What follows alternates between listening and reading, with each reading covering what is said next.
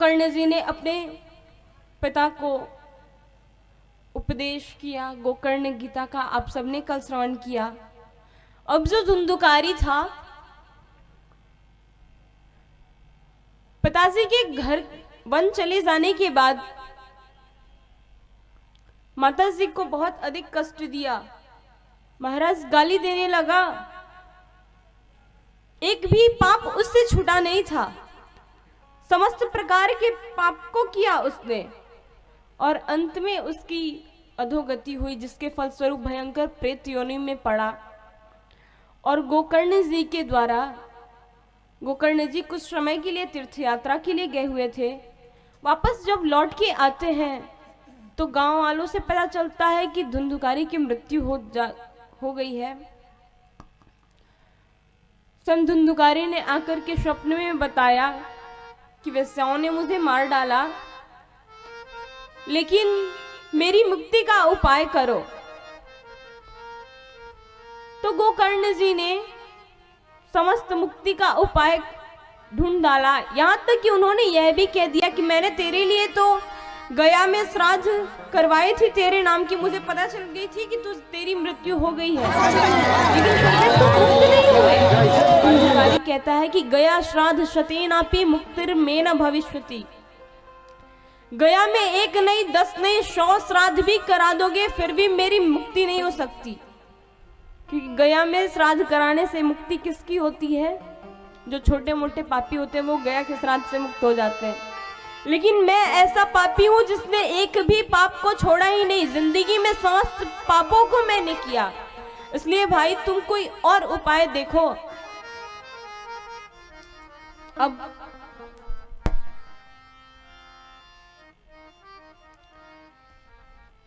भाग्यश्री तो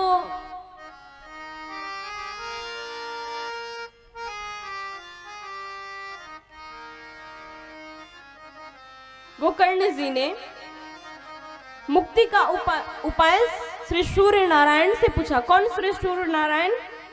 जो हनुमान जी के गुरु कहे जाते हैं। कौन हनुमान जी? अतुलित बलधामम हेम शैलाभदेहम दनुजवन कृशानुम ज्ञानी नामग्रगण्यम सकल गुण निधानम वानराणामधीशम रघुपति प्रिय भक्तम बात जातम नमामि। ज्ञानियों में अग्रगण्य श्री हनुमान जी महाराज को बताया गया है। तो सोचो, जिनके शिष्य ज्ञानियों में अग्रगण्य है, मतलब श्रेष्ठ है, तो गुरु कैसा होगा? वो श्री सूर्य नारायण कहते हैं कि श्रीमद् भागवतान मुक्ति सप्ताहम वाचनम कुरु। श्रीमद् भागवत सप्ताह का आयोजन करो, इससे तुम्हारे भाई की प्रेत योनि से मुक्ति हो जाएगी। गोकर्ण जी महाराज ने सूर्य के कहने से श्रीमद् भागवत सप्ताह की कथा उस प्रेत के निमित्त सुनाई। प्रतिदिन वो प्रेत आता और बैठ करके एक 7 गांठ वाली बांस की ग्रंथि में बैठ करके 7 दिन की कथा उसने प्रेम पूर्वक सुना। अब यहाँ पे इससे पहले के प्रसंग में नारद जी महाराज ने सनत कुमारों से पूछा कि महाराज ये बताओ, इस श्रीमद् भागवत सप्ताह को सुनने से कौन कौन मुक्त हो जाते हैं? ये मानवा पाप कृतस्तु सर्वदा सदा दुराचार रता विमार्गगा क्रोधाग्नि दग्धा कुटिलाश्च कामिनः सप्ताह यज्ञेन कलौ पुनन्ति ते। प्रेम से बोलो जय श्री राधे। राधे राधे। जिसने जीवन पर्यंत केवल और केवल पाप कर्म किए हो, दुराचार किए हो, झूठ बोलता हो, शराब मदिरा इत्यादि भक्ष अभक्ष जो कुछ भी करता हो समस्त पाप को करने वाला, सत्य नहीं ना, जो सत्य का आचरण नहीं करता, सत्य संभाषण नहीं करता, पितृमातृ दोष का, जो वर्ण संकर की पद्धति से उत्पन्न है, ऐसा व्यक्ति भी। लेकिन ध्यान देना बंधुओं, जो सबसे जरूरी बात है, जो स्वयं को बदलने की भावना से यहाँ पे आकर के और स्वयं को बदलने की भावना से आकर के कथा सुनेगा, वही पाप से मुक्त होता है। केवल श्रवण करने से आप सोचोगे कि पाप मुक्त हो गए, तो ऐसा बिल्कुल नहीं है। जैसे दवा है, फीवर होता है, डॉक्टर के पास जाते हो, डॉक्टर दवाई का नाम बताता है, तो उस दवाई को केवल सुनने से, तो आपकी दवाई का नाम सुन लिया तो क्या आपका बुखार ठीक हो जाएगा? हाँ या ना? नहीं, उस दवा का पान करना पड़ेगा। ठीक वैसे ही केवल कथा को सुन लिया और पाप मुक्त हो गए, ऐसा नहीं है। उस कथा को सुनने के बाद कथा में जो बातें आपको बताई जाती है, उसको जिंदगी, उसको अपने आचरण में लाओ। बंधुओं, जैसे समझना, ये श्रीमद् भागवत को हम लोग ज्ञान गंगा बोलते हैं। गंगा दो होती हैं, एक गंगा होती है जो दूर कुल प्लावनी, कुल कहते हैं घाट को।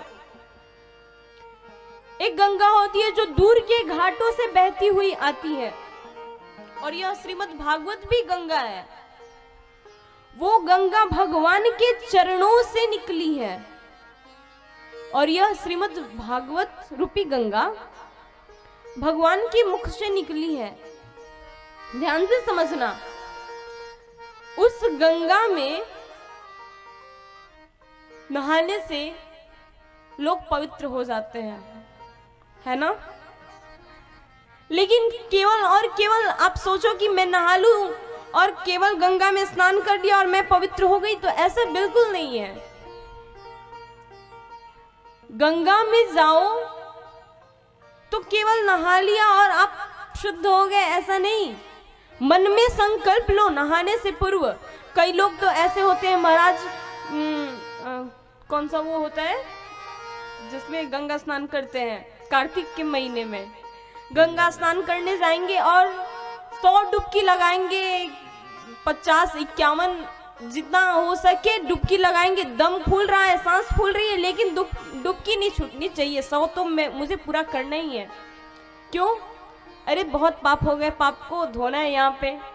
लेकिन 100 डुबकी लगा लिया और आपके पाप धुल गए, ऐसा नहीं है।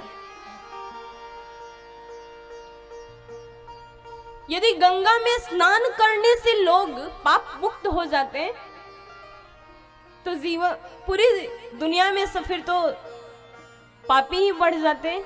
सब सोचते हैं कि पाप कर लो, दिन रात पाप करो और सुबह में जाकर के गंगा में अपने पाप को धो लो, लेकिन ऐसा थोड़ी है। गंगा में स्नान करने से निमित्त केवल व्यक्ति पवित्र हो जाता, तो मछली को तो किसी जन्म में बहुत बड़ा ऋषि, महात्मा, कोई अमलात्मा, संत होना चाहिए, क्योंकि उसका जन्म भी गंगा में ही होता है। जीवन पर्यंत वो गंगे में ही रहती है और गंगा में ही उसकी मृत्यु होती है। फिर तो उसे कोई बहुत बड़ा मनीषी संत बनना चाहिए।